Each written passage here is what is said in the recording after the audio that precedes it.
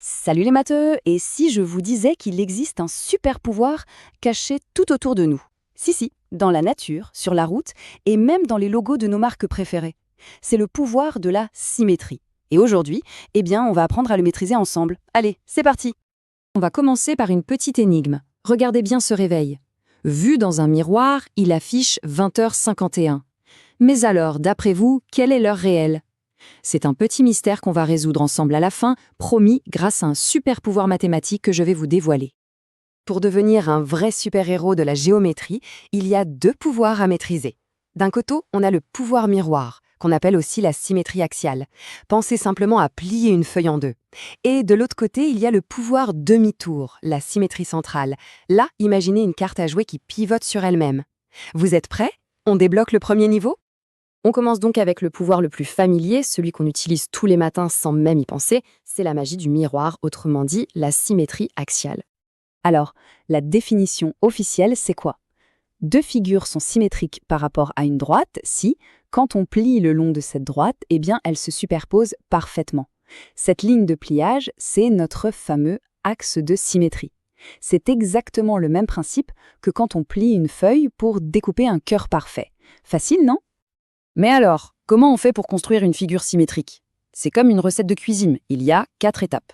Premièrement, on choisit un point sur la figure. Deuxièmement, on trace une droite qui passe par ce point et qui est bien perpendiculaire à l'axe. Troisièmement, on reporte exactement la même distance de l'autre côté de l'axe. Et quatrièmement, on fait ça pour tous les points, on relie, et voilà, le tour est joué. Attention, là c'est le moment de bien écouter pour éviter l'erreur classique. Regardez les dessins de Malik et Célène. Malik, c'est parfait, il a bien tracé ses traits à angle droit, bien perpendiculaire à l'axe. Célène, par contre, elle les a tracés en biais. Et le résultat, son bonhomme est complètement déformé.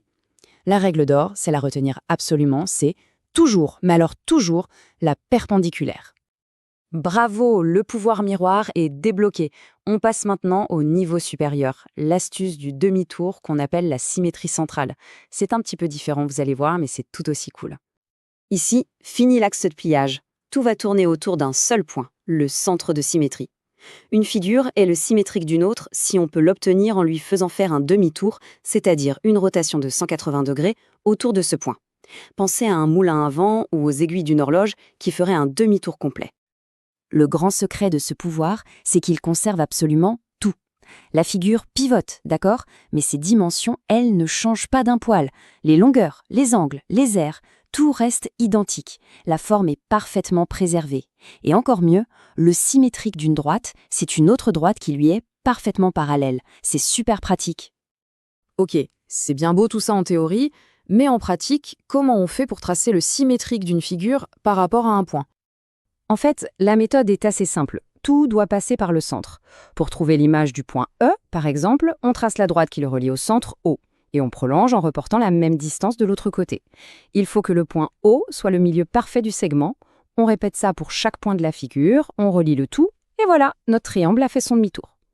Ça y est, vous avez maintenant vos deux super pouvoirs. Et vous allez voir, ils sont absolument partout. C'est le moment de jouer un peu au détective et de les repérer dans la vie de tous les jours. Regardez un peu autour de vous.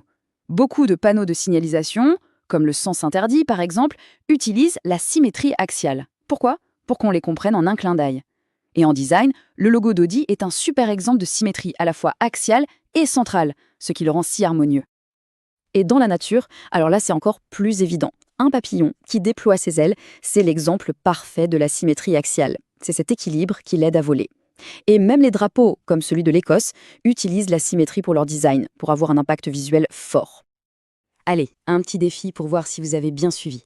Parmi ces 4 cartes, il y a une intruse, laquelle n'a pas de centre de symétrie. Je vous laisse quelques secondes pour réfléchir. C'est le 7 de carreau. Et oui, si on la retourne en demi-tour, elle n'est plus dans le même sens. Les autres, si. Bien joué. Bon, on a vu pas mal de choses. Pour être bien sûr de ne rien oublier, voici votre boîte à outils secrète, une sorte de mémo de super-héros pour vous souvenir de vos 2 nouveaux pouvoirs. Outil numéro 1, la symétrie axiale. Le mot-clé à retenir, c'est pliage. L'élément principal, c'est l'axe de symétrie, qui est une droite. Et la figure se superpose parfaitement par pliage. C'est le pouvoir du miroir. Outil numéro 2, la symétrie centrale. Le mot-clé ici, c'est demi-tour. L'élément principal, cette fois, c'est le centre de symétrie, qui est un point. Et la figure se superpose après une rotation de 180 degrés. C'est le pouvoir du pivot.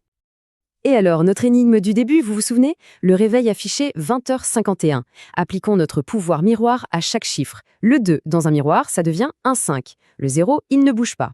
Le 5, il se transforme en 2, et le 1, il reste un 1. Mais attention, le miroir inverse l'ordre. Ce qui est à droite, le 1, se retrouve à gauche dans le reflet. Donc si on lit tout ça dans le bon sens, 20h51 devient 12h05. Bravo si vous aviez trouvé. Et voilà, les deux grands pouvoirs de la symétrie sont maintenant débloqués. La géométrie, elle est partout.